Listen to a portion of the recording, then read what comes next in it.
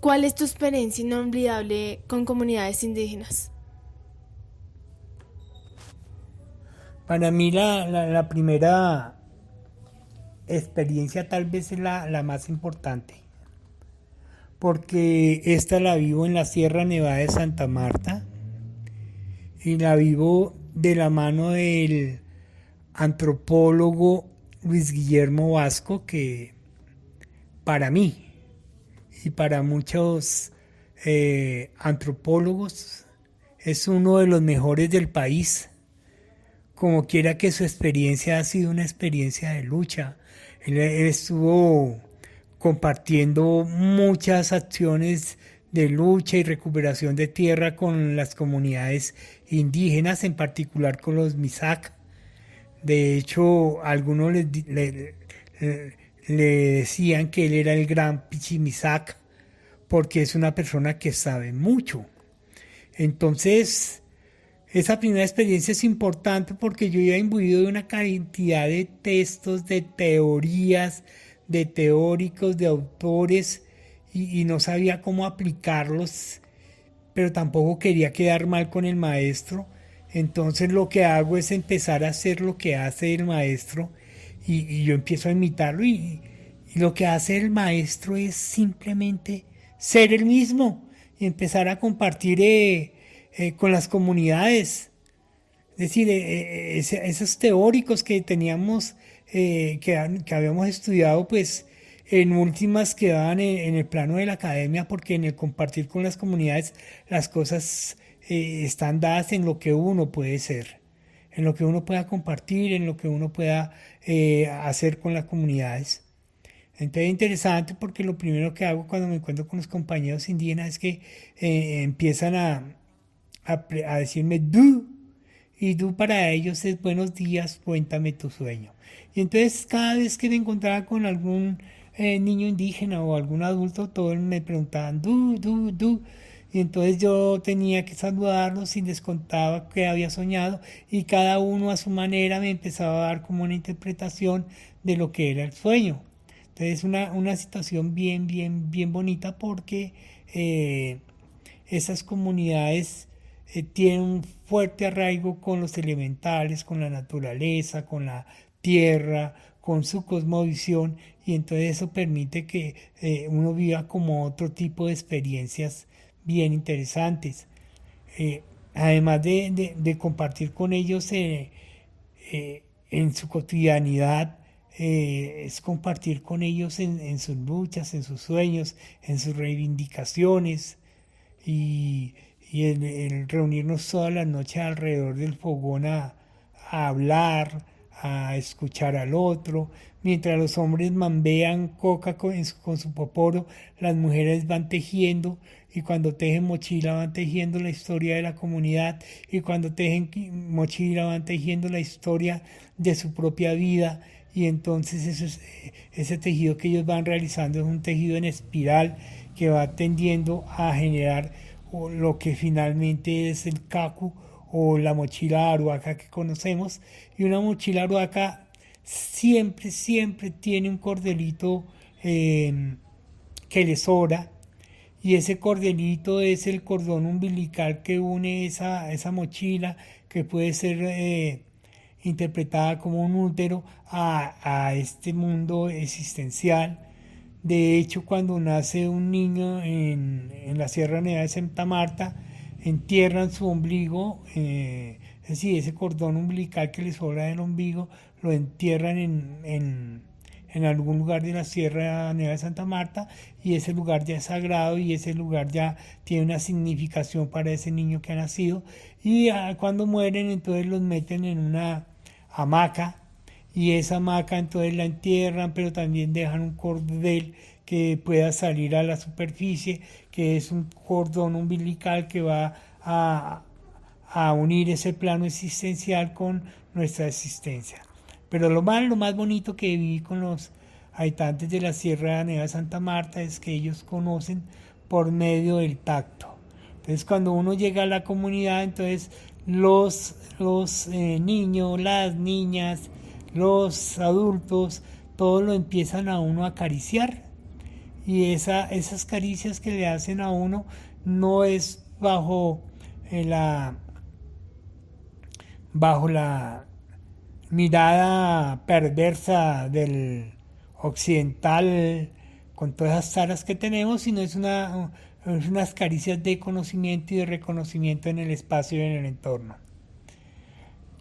Eso es como lo más significativo, porque uno aprende que la naturaleza, que no solo son los sentidos que habitualmente usamos para el conocer, sino que también el tacto es un elemento muy importante para el aprender. Otra experiencia bien bonita es el aprender haciendo, ¿no? Entonces, ellos colocan ciertas actividades, sobre todo en el agro, para que uno vaya realizando, y habitualmente uno va adelante trabajando el surco y detrás va un compañero indígena que va arreglando como todas las imperfecciones que uno ha cometido en ese proceso, hasta que uno empieza a aprender y a tener la destreza y la agilidad para hacer las cosas bien. Eso yo llamaría que es el aprender haciendo. Me gustan mucho los rituales, las ceremonias sagradas, el compartir con ellos. De hecho, en la Sierra Nevada de Santa Marta ellos son los hermanitos mayores y nosotros somos los hermanitos menores. Ellos han adquirido un conocimiento muy grande a través de ese contacto que tienen con la naturaleza, con Cacuceranco, su Dios, con la Sierra Nevada de Santa Marta, que es su Dios, con el conocimiento que le da el ayo o la coca. Y entonces es bien, bien importante como aprender, como que ellos tienen mucho, mucho conocimiento y muchas cosas que enseñarnos a nosotros.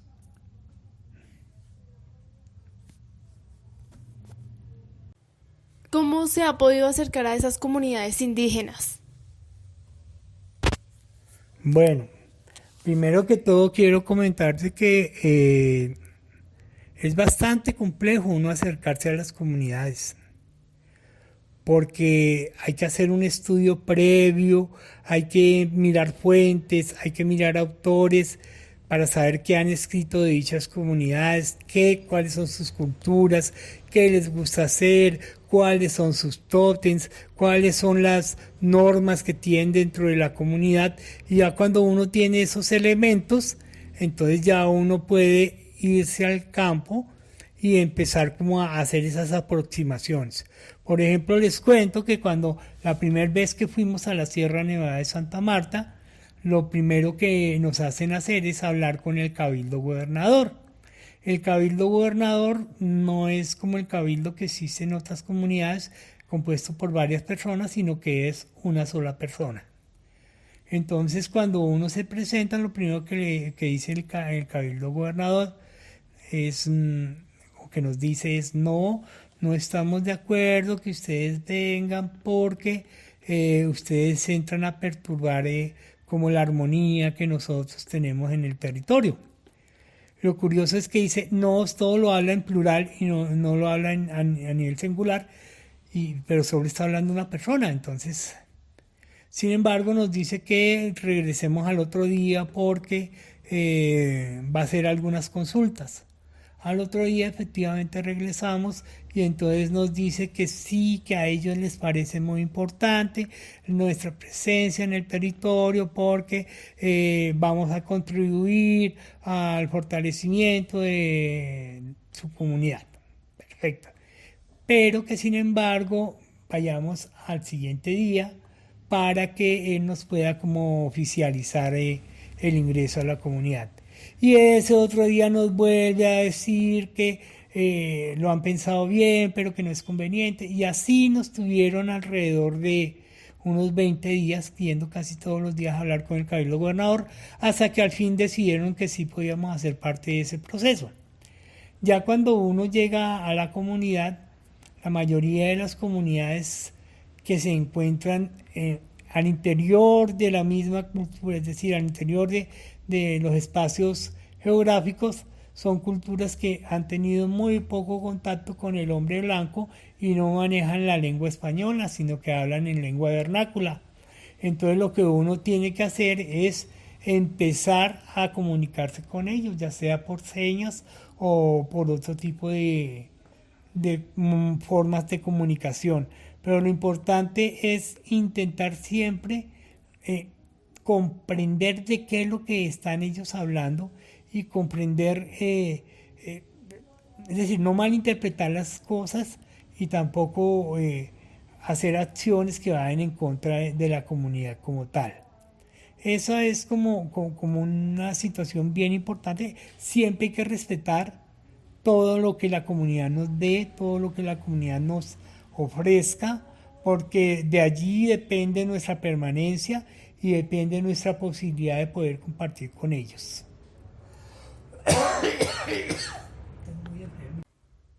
¿Y cómo se construye la etnografía? La etnografía es algo muy importante para el antropólogo porque el antropólogo tiene como misión el observar todo el panorama, empezar a hacer análisis, reflexionar sobre el mismo, y para ello se vale de herramientas como el diario de campo, el anecdotario de campo, en los cuales va registrando lo que observa, pero a la vez su reflexión acerca de lo que observa, y eso nos puede como permitir otras miradas. Por ejemplo, en un lugar especial en Gunseitenarunuk, en la Sierra Nevada de Santa Marta, los niños y las niñas estaban reunidas para celebrar un hecho importante de la comunidad y empezaban a cantar y cantaban y bien bonitas, sus voces todas bonitas y todo, pero llegaba un momento en la canción en que todos se enredaban y la canción no, no fluía como debía fluir. Y se hicieron varias y varias y varias intentos, pero no se pudo, porque siempre llegaban a ese punto y siempre se enredaban. ¿Qué se hizo en ese momento? Pues se puso a los niños a cantar y los niños cuando lo cantaron bien y la canción fluía. Y entonces se pusieron a las niñas a cantar y cuando ellas la cantaron, la canción fluía bien. Y se hizo un intento otra vez de cantar niños y niñas, y cuando cantaban los dos, otra vez el problema de que no concordaban. Y después de un tiempo descubrimos que es que hay algunas palabras que las niñas debían de decir de determinada manera y los niños dicen de otra manera. Entonces cuando llegaban a esos momentos de la canción, claro, los niños cantaban una cosa y las niñas cantaban otra.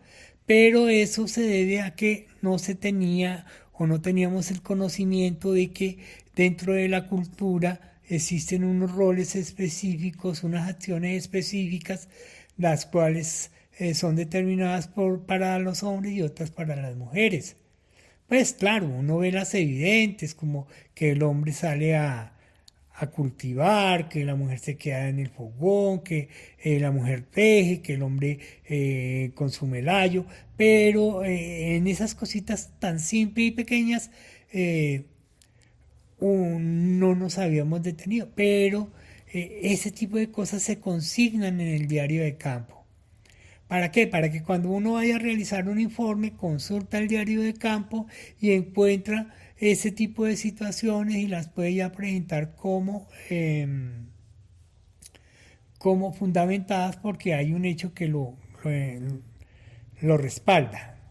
Otra situación bien interesante es que algunos miembros de las comunidades indígenas decían que en nuestros informes nosotros éramos mentirosos. ¿Por qué? Porque el indígena nos comentaba una situación y nosotros al registrar en el diario o en el informe decía, al parecer en la comunidad indígena sucede esto. Y ellos nos decían, no es al parecer. En la sociedad, en la cultura o en el pueblo sucede esto. Yo se lo dije a usted que así sucedía y usted escribe al parecer. Claro, el antropólogo, el investigador intenta curarse mucho de hacer apreciaciones que puedan ser generales o de generalizar situaciones que de pronto sean solo particulares de ese espacio o de esa persona. Pero en fin, eso es lo que suele suceder. También el antropólogo recurre a la fotografía y ahora últimamente a los videos para generar una serie de evidencias que le permitan registrar que las experiencias que vivió y el contexto en el cual se desarrollaron. Listo. ¿Cuál cree que es el papel de un antropólogo en la sociedad? El antropólogo ante todo es un ser humano y ya en su rol profesional lo que intenta es dar cuenta de cómo las diferentes pueblos y culturas eh, representan su historia, su vida, sus sueños a partir de un registro material o de un registro espiritual. Pero de una u otra forma el antropólogo le aporta a la comunidad, a la sociedad, en la medida en que puede ser esa voz que las comunidades a veces son invisibilizadas para llevarlas al mundo del hombre blanco para que se empiecen a respetar esos valores. Por ejemplo, Colombia es un país pluriétnico y multicultural y la Constitución dice que en la educación debe ser bilingüe, pero nosotros entendemos que el bilingüismo solo se da en términos de español-inglés o español-francés en el mejor de los casos, pero no entendemos que ese bilingüismo puede ser con español guayunaiqui, español ic, y español cájaba, español... no, porque a pesar de que muchos de los habitantes de las regiones donde se encuentran los indígenas o los vecinos próximos deberían por lo menos por cultura general aprender algunas palabras de las comunidades indígenas, lo que hacen es intentar que mejor el indígena se comunique con el hombre blanco a través del español. Por eso es que vemos que en la mayoría de comunidades indígenas se implementan modelos educativos, lo que se llama etnoeducación, en la cual se intenta que esos estudiantes, esos niños, jóvenes, incluso adultos, se aproximen más al mundo del hombre blanco que el hombre blanco al mundo de las comunidades indígenas. Entonces, por ejemplo, vemos que a los niños se les enseña que aprendan a leer y a escribir en lengua vernácula. Y entonces uno dice, listo, chévere, pero ¿cuál es la producción de textos que hay en lengua vernácula para que ellos pongan en ejercicio esos aprendizajes? Y cuando uno se da cuenta de que no existen textos en lengua vernácula, entonces el único fin de que ellos aprendan a leer y a escribir, o por lo menos a escribir en su lengua, es para que puedan después aprender a leer y escribir en español.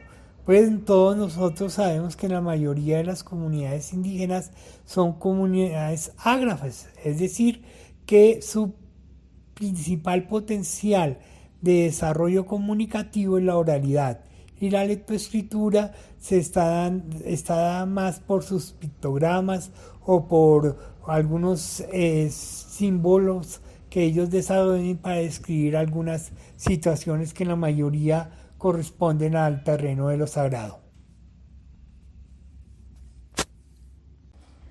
¿Cómo la antropología contribuye a la paz? La antropología contribuye a la paz en la medida en que permite visibilizar cómo los diferentes pueblos piensan, sueñan, aman y construyen, y cómo a través del tiempo han pervivido y supervivido, y el antropólogo se convierte en un puente entre una cultura occidental, la del hombre blanco, y la de las comunidades indígenas. En ese sentido, lo que hace el antropólogo es generar lazos de afecto, de ternura, generar espacios de concertación, generar espacios de convivencia entre esos mundos que eventualmente pareciesen disímiles y pareciesen que estuvieran en unas distancias muy grandes, pero que en la verdad, tanto por su proximidad geográfica como por su relacionamiento con la misma naturaleza, están muy cerca. Muchas gracias por su atención y por habernos... ¿Cómo la antropología contribuye a la paz? La antropología contribuye a la paz en la medida en que permite visibilizar cómo los diferentes pueblos piensan, sueñan, aman y construyen, y cómo a través del tiempo han pervivido y supervivido, y el antropólogo se convierte en un puente entre una cultura occidental, la del hombre blanco, y la de las comunidades indígenas. En ese sentido, lo que hace el antropólogo es generar lazos de afecto, de ternura, generar espacios de concertación, generar espacios de convivencia entre esos mundos que eventualmente pareciesen disímiles y pareciesen que estuvieran en unas distancias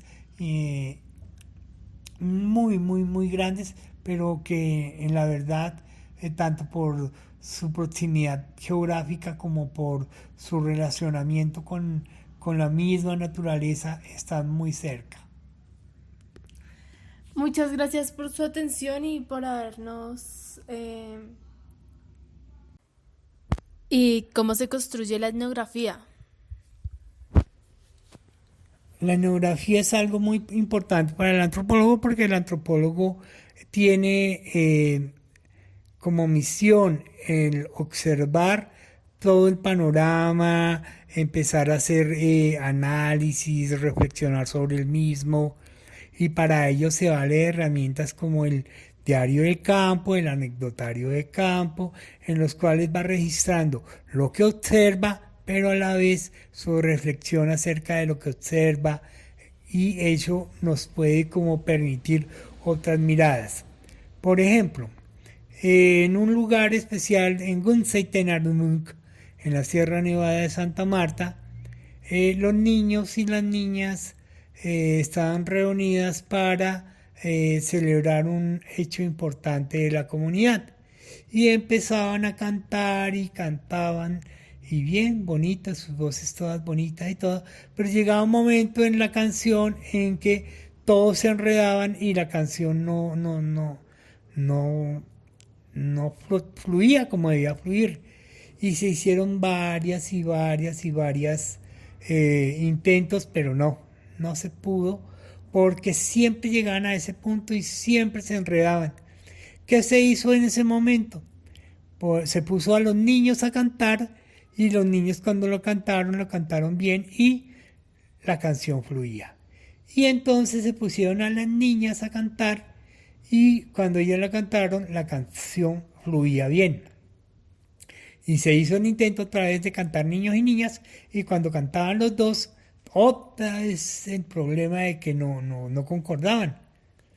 Y después de un tiempo descubrimos que es que hay algunas palabras que las niñas debían de decir de determinada manera y los niños dicen de otra manera. Entonces cuando llegaban a esos momentos de la canción, claro, los niños cantaban una cosa y las niñas cantaban otra. Pero eso se debe a que no se tenía o no teníamos el conocimiento de que dentro de la cultura existen unos roles específicos, unas acciones específicas, las cuales son determinadas para los hombres y otras para las mujeres. Pues claro, uno ve las evidentes, como que el hombre sale a cultivar, que la mujer se queda en el fogón, que la mujer teje, que el hombre consume el ayo, pero en esas cositas tan simples y pequeñas no nos habíamos detenido, pero ese tipo de cosas se consignan en el diario de campo. ¿Para qué? Para que cuando uno vaya a realizar un informe, consulta el diario de campo y encuentra ese tipo de situaciones y las puede ya presentar como fundamentadas porque hay un hecho que lo respalda. Otra situación bien interesante es que algunos miembros de las comunidades indígenas decían que en nuestros informes nosotros éramos mentirosos. ¿Por qué? Porque el indígena nos comentaba una situación y nosotros al registrar en el diario o en el informe decía, al parecer en la comunidad indígena sucede esto. Y ellos nos decían, no, no es al parecer. En la sociedad, en la cultura o en el pueblo sucede esto.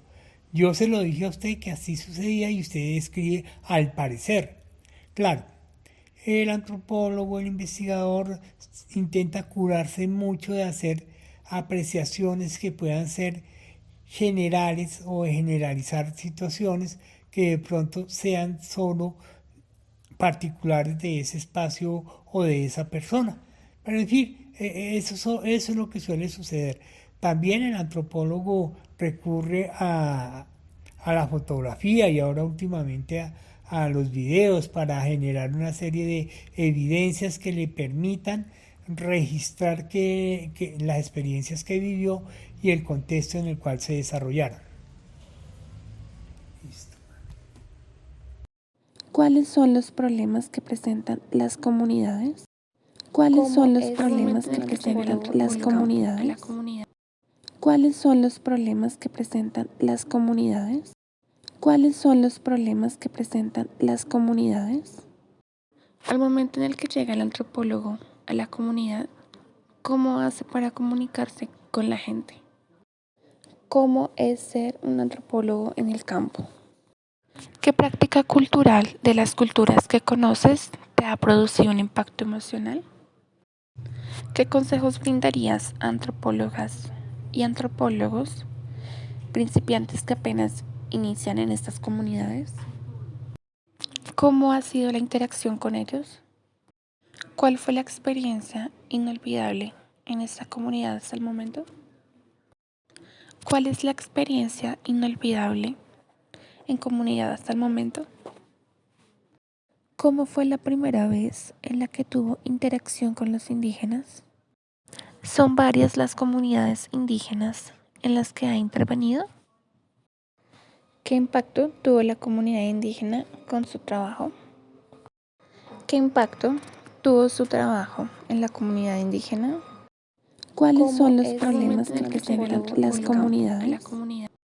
¿Cuáles son los problemas que presentan las comunidades? ¿Cuáles son los problemas que presentan las comunidades? ¿Cuáles son los problemas que presentan las comunidades?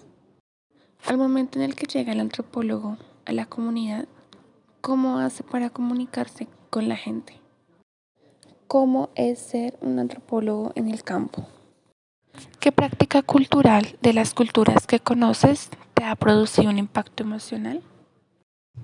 ¿Qué consejos brindarías a antropólogas y antropólogos principiantes que apenas inician en estas comunidades? ¿Cómo ha sido la interacción con ellos? ¿Cuál fue la experiencia inolvidable en esta comunidad hasta el momento? ¿Cuál es la experiencia inolvidable en comunidad hasta el momento? ¿Cómo fue la primera vez en la que tuvo interacción con los indígenas? ¿Son varias las comunidades indígenas en las que ha intervenido? ¿Qué impacto tuvo la comunidad indígena con su trabajo? ¿Qué impacto tuvo su trabajo en la comunidad indígena? ¿Y cómo se construye la etnografía? La etnografía es algo muy importante para el antropólogo porque el antropólogo tiene como misión el observar todo el panorama, empezar a hacer análisis, reflexionar sobre el mismo, y para ello se vale de herramientas como el diario de campo, el anecdotario de campo, en los cuales va registrando lo que observa, pero a la vez su reflexión acerca de lo que observa, y eso nos puede como permitir otras miradas. Por ejemplo, en un lugar especial en Gunzeiternarumuk, en la Sierra Nevada de Santa Marta, los niños y las niñas estaban reunidas para celebrar un hecho importante de la comunidad y empezaban a cantar y cantaban y bien bonitas, sus voces todas bonitas y todo, pero llegaba un momento en la canción en que todos se enredaban y la canción no, no fluía como debía fluir. Y se hicieron varias intentos, pero no se pudo, porque siempre llegaban a ese punto y siempre se enredaban. ¿Qué se hizo en ese momento? Pues se puso a los niños a cantar y los niños cuando lo cantaron bien y la canción fluía. Y entonces se pusieron a las niñas a cantar y cuando ellas la cantaron, la canción fluía bien. Y se hizo un intento otra vez de cantar niños y niñas y cuando cantaban los dos, otra vez el problema de que no concordaban. Y después de un tiempo descubrimos que es que hay algunas palabras que las niñas debían de decir de determinada manera y los niños dicen de otra manera. Entonces cuando llegaban a esos momentos de la canción, claro, los niños cantaban una cosa y las niñas cantaban otra. Pero eso se debe a que no se tenía o no teníamos el conocimiento de que dentro de la cultura existen unos roles específicos, unas acciones específicas, las cuales son determinadas para los hombres y otras para las mujeres. Pues claro, uno ve las evidentes, como que el hombre sale a cultivar, que la mujer se queda en el fogón, que la mujer teje, que el hombre consume el ayo, pero en esas cositas tan simples y pequeñas no nos habíamos detenido, pero ese tipo de cosas se consignan en el diario de campo. ¿Para qué? Para que cuando uno vaya a realizar un informe, consulta el diario de campo y encuentra ese tipo de situaciones y las puede ya presentar como fundamentadas porque hay un hecho que lo respalda. Otra situación bien interesante es que algunos miembros de las comunidades indígenas decían que en nuestros informes nosotros éramos mentirosos. ¿Por qué? Porque el indígena nos comentaba una situación y nosotros al registrar en el diario o en el informe decía, al parecer en la comunidad indígena sucede esto. Y ellos nos decían, no es al parecer. En la sociedad, en la cultura o en el pueblo sucede esto. Yo se lo dije a usted que así sucedía y usted escribe al parecer. Claro, el antropólogo, el investigador intenta curarse mucho de hacer apreciaciones que puedan ser generales o generalizar situaciones que de pronto sean solo particulares de ese espacio o de esa persona. Pero en fin, eso es lo que suele suceder. También el antropólogo recurre a la fotografía y ahora últimamente a los videos para generar una serie de evidencias que le permitan registrar que las experiencias que vivió y el contexto en el cual se desarrollaron. Listo. ¿Cuáles son los problemas que presentan las comunidades? ¿Cuáles son los problemas que presentan las comunidades? ¿Cuáles son los problemas que presentan las comunidades? ¿Cuáles son los problemas que presentan las comunidades? Al momento en el que llega el antropólogo a la comunidad, ¿cómo hace para comunicarse con la gente? ¿Cómo es ser un antropólogo en el campo? ¿Qué práctica cultural de las culturas que conoces te ha producido un impacto emocional? ¿Qué consejos brindarías a antropólogas y antropólogos principiantes que apenas inician en estas comunidades? ¿Cómo ha sido la interacción con ellos? ¿Cuál fue la experiencia inolvidable en esta comunidad hasta el momento? ¿Cuál es la experiencia inolvidable en comunidad hasta el momento? ¿Cómo fue la primera vez en la que tuvo interacción con los indígenas? ¿Son varias las comunidades indígenas en las que ha intervenido?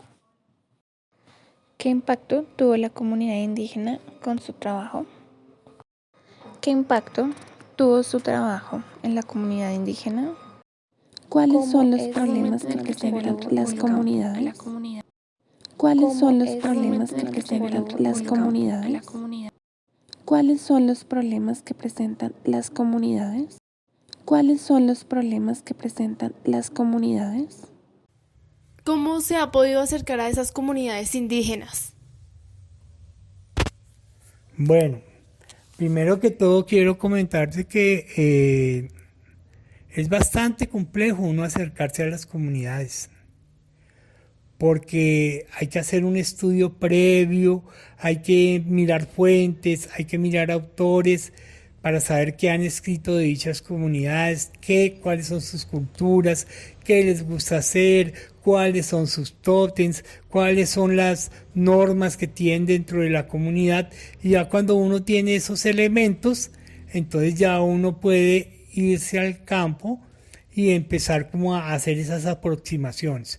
Por ejemplo, les cuento que cuando la primera vez que fuimos a la Sierra Nevada de Santa Marta, lo primero que nos hacen hacer es hablar con el cabildo gobernador.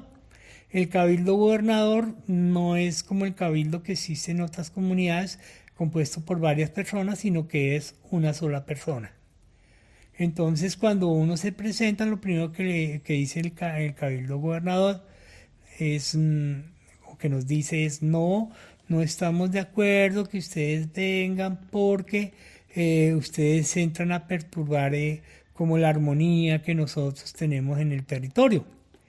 Lo curioso es que dice, no, todo lo habla en plural y no lo habla a nivel singular, pero solo está hablando una persona. Entonces, sin embargo, nos dice que regresemos al otro día porque va a hacer algunas consultas. Al otro día efectivamente regresamos y entonces nos dice que sí, que a ellos les parece muy importante nuestra presencia en el territorio porque vamos a contribuir al fortalecimiento de su comunidad. Perfecto.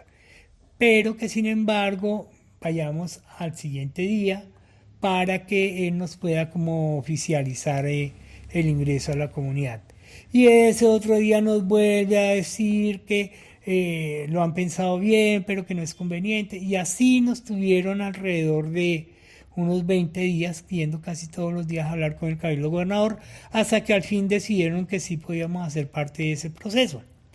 Ya cuando uno llega a la comunidad, la mayoría de las comunidades que se encuentran al interior de la misma cultura, es decir, al interior de los espacios geográficos, son culturas que han tenido muy poco contacto con el hombre blanco y no manejan la lengua española, sino que hablan en lengua vernácula.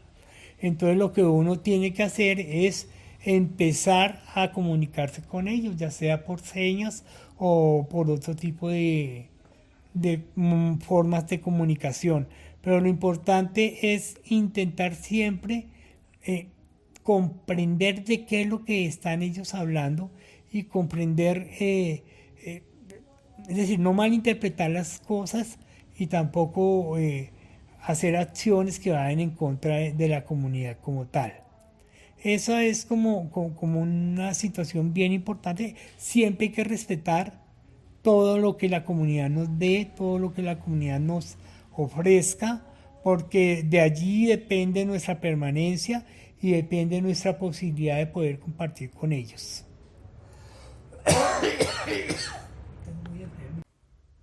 ¿Y cómo se construye la etnografía? La etnografía es algo muy importante para el antropólogo porque el antropólogo tiene como misión el observar todo el panorama, empezar a hacer análisis, reflexionar sobre el mismo, y para ello se vale de herramientas como el diario del campo, el anecdotario de campo, en los cuales va registrando lo que observa, pero a la vez su reflexión acerca de lo que observa, y eso nos puede como permitir otras miradas. Por ejemplo, en un lugar especial en Gunzeitenarumunk, en la Sierra Nevada de Santa Marta, los niños y las niñas estaban reunidas para celebrar un hecho importante de la comunidad y empezaban a cantar y cantaban y bien bonitas, sus voces todas bonitas y todo, pero llegaba un momento en la canción en que todos se enredaban y la canción no fluía como debía fluir. Y se hicieron varias intentos, pero no se pudo, porque siempre llegaban a ese punto y siempre se enredaban. ¿Qué se hizo en ese momento? Pues se puso a los niños a cantar y los niños cuando lo cantaron bien y la canción fluía. Y entonces se pusieron a las niñas a cantar y cuando ellas la cantaron, la canción fluía bien. Y se hizo un intento otra vez de cantar niños y niñas y cuando cantaban los dos, otra vez el problema de que no concordaban. Y después de un tiempo descubrimos que es que hay algunas palabras que las niñas debían de decir de determinada manera y los niños dicen de otra manera. Entonces cuando llegaban a esos momentos de la canción, claro, los niños cantaban una cosa y las niñas cantaban otra. Pero eso se debe a que no se tenía o no teníamos el conocimiento de que dentro de la cultura existen unos roles específicos, unas acciones específicas, las cuales son determinadas para los hombres y otras para las mujeres. Pues claro, uno ve las evidentes, como que el hombre sale a cultivar, que la mujer se queda en el fogón, que la mujer teje, que el hombre consume el ayo, pero en esas cositas tan simples y pequeñas no nos habíamos detenido, pero ese tipo de cosas se consignan en el diario de campo. ¿Para qué? Para que cuando uno vaya a realizar un informe, consulta el diario de campo y encuentra ese tipo de situaciones y las puede ya presentar como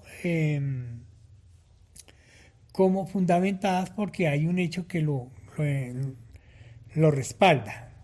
Otra situación bien interesante es que algunos miembros de las comunidades indígenas decían que en nuestros informes nosotros éramos mentirosos.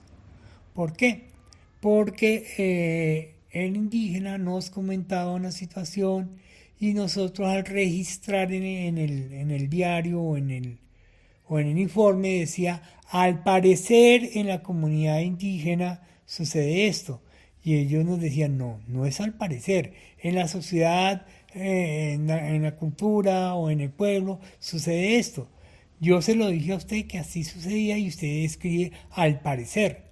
Claro, el antropólogo, el investigador intenta curarse mucho de hacer apreciaciones que puedan ser generales o de generalizar situaciones que de pronto sean solo particulares de ese espacio o de esa persona. Pero en fin, eso es lo que suele suceder. También el antropólogo recurre a la fotografía y ahora últimamente a los videos para generar una serie de evidencias que le permitan registrar que las experiencias que vivió y el contexto en el cual se desarrollaron.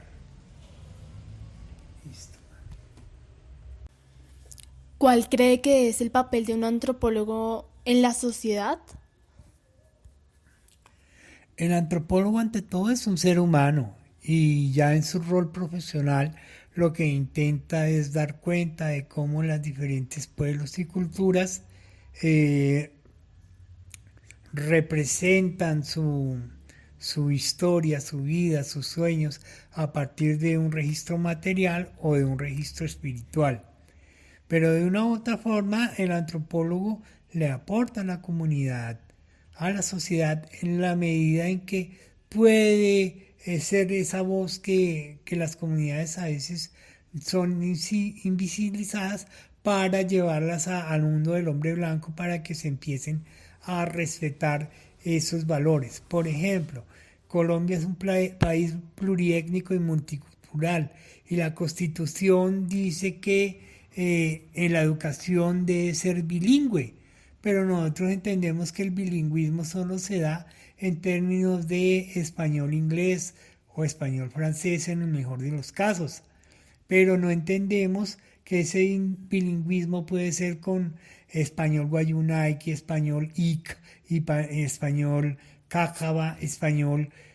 no, porque a pesar de que muchos de los habitantes de las regiones donde se encuentran los indígenas o los vecinos próximos deberían, por lo menos por cultura general, aprender algunas palabras de las comunidades indígenas, lo que hacen es intentar que mejor el indígena se comunique con el hombre blanco a través del español.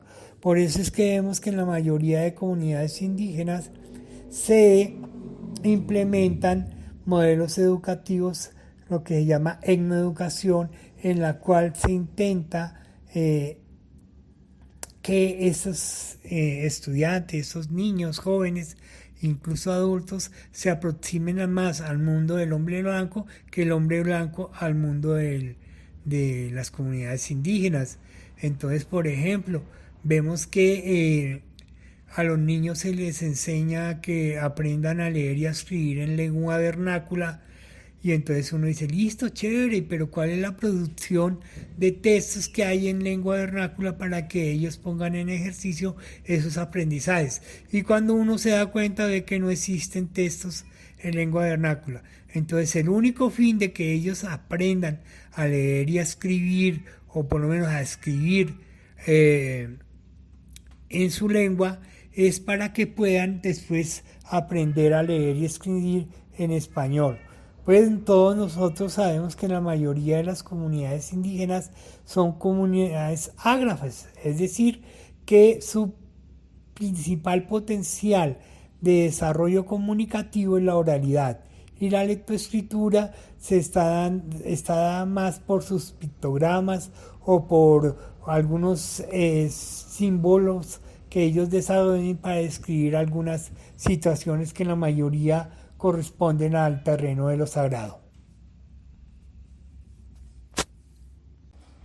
¿Cómo la antropología contribuye a la paz?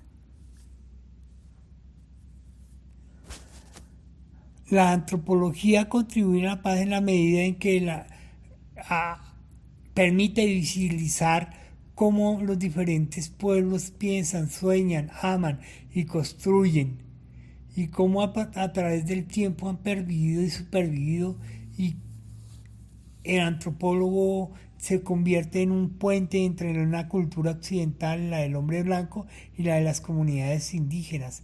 En ese sentido, lo que hace el antropólogo es generar lazos de afecto, de ternura, generar espacios de concertación, generar espacios de convivencia entre esos mundos que eventualmente pareciesen disímiles y pareciesen que estuvieran en unas distancias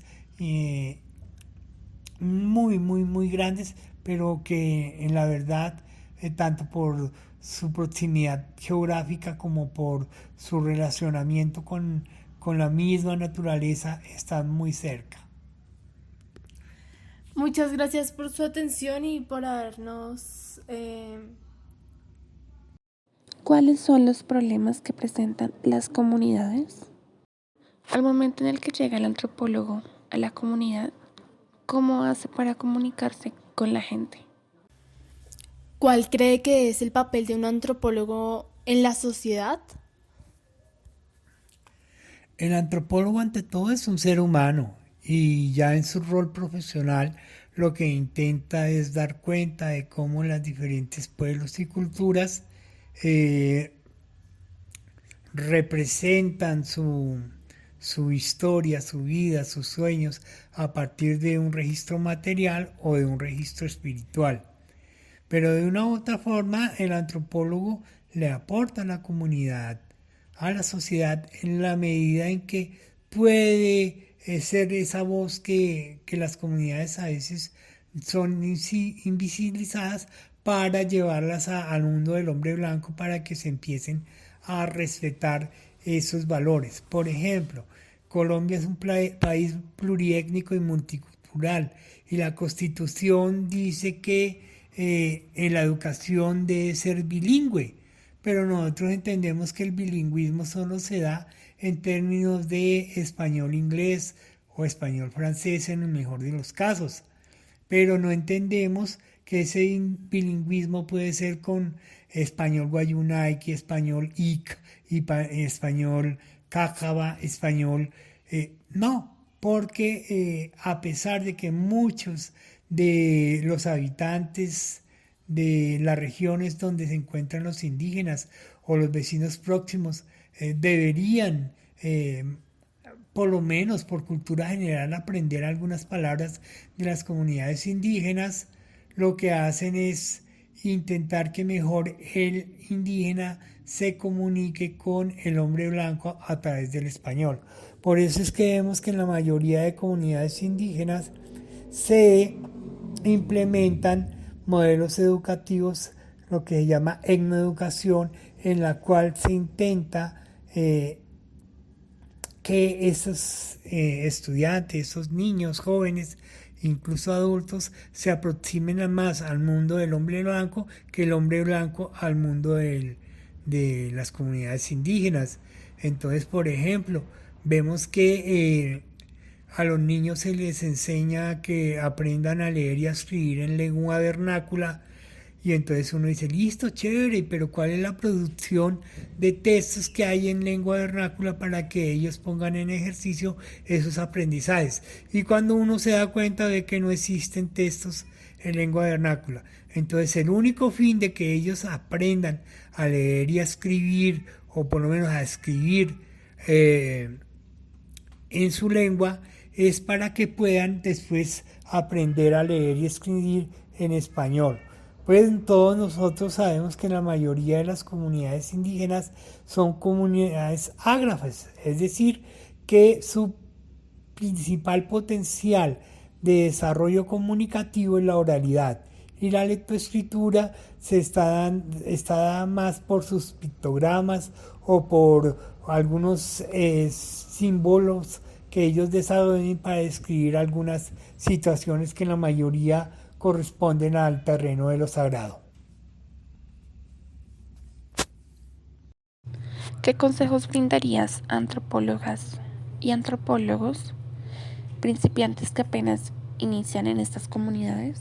Bueno, los consejos que yo le daría a los antropólogos y antropólogas principiantes es que primero que todo asuman una posición no intelectual, sino una posición normal de ser humano que tiene muchas inquietudes, muchas dudas, mucho deseo de aprender.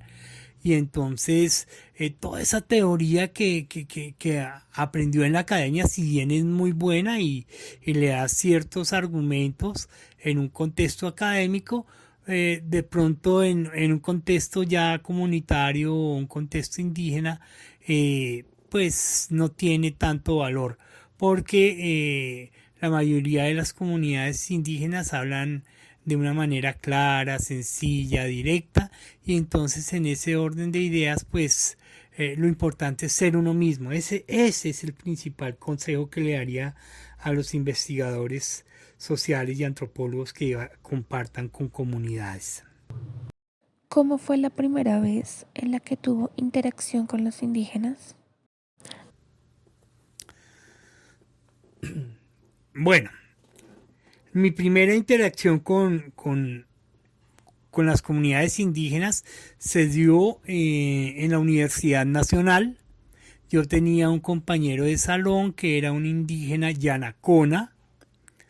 Entonces era bien interesante porque al principio todo el mundo andaba alrededor de él porque era algo novedoso, era una persona bien interesante que tenía muchas cosas que aportar, y con el tiempo pues lo fuimos asimilando como un compañero más.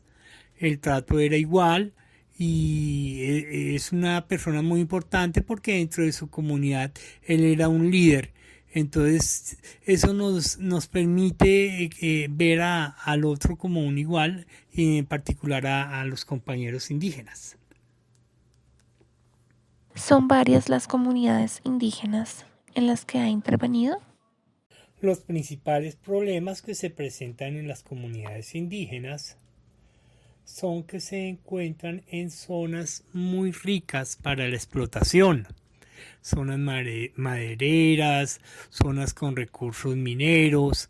Entonces, en estas zonas se sitúan multinacionales, como Valle, como el Cerrejón Carbocol, como empresas madereras que van a explotar los árboles de la Amazonía, lo que implica que en estos espacios también se presenten cultivos de coca, de amapola, que hacen parte de su cosmogonía o que de una u otra forma tienen que ver con su esencia, y producto de ello se presentan los conflictos, porque ya aparece el paramilitar, las bandas Pacrín, la guerrilla, el ejército, y entonces las comunidades indígenas se ven inmersas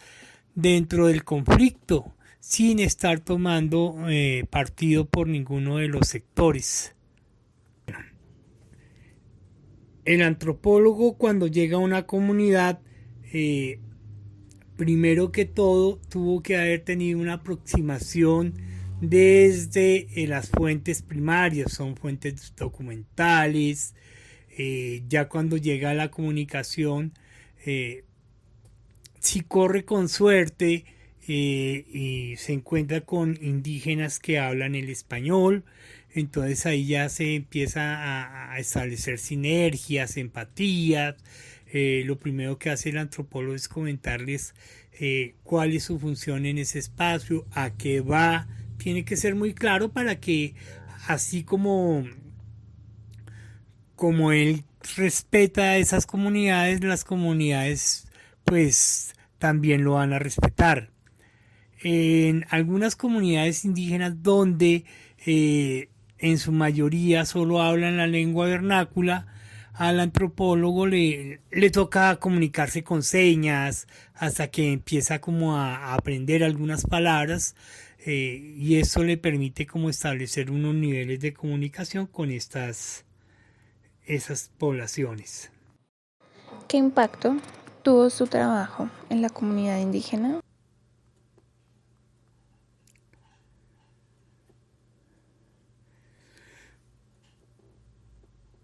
Bueno, el impacto que tuvo la comunidad indígena, o algo que me marcó en particular en las comunidades indígenas de la Sierra de Nevada de Santa Marta, es su ternura.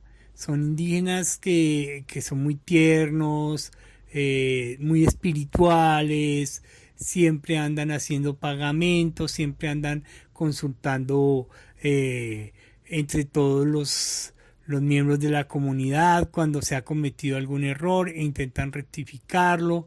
Hay un respeto muy grande entre ellos. Y esto me parece importante, que no lo vi en otras comunidades, por ejemplo, donde, como los Wayuu, que son un temperamento más fuerte, hay una clara diferencia entre lo que es el hombre y la mujer.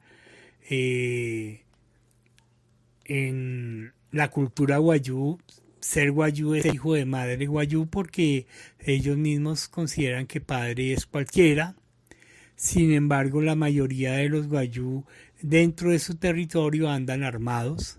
Es muy común verlos en guerra entre familias, por diferentes circunstancias. Y entonces cuando una familia mata a otro Wayuu, entonces ahí se arman todo el resto de familia a vengarse o a cobrarlo. Porque dentro de la cultura Wayuu, un muerto se cobra, la sangre se cobra, entonces se paga en cabezas de chivo o se paga con collares de oro y hay una persona que intermedia entre ellos que es el puchipuk o palabrero. Entonces eso es bien, bien bonito porque es la persona mediadora, la que interlocuta entre las comunidades. ¿Cómo es ser un antropólogo?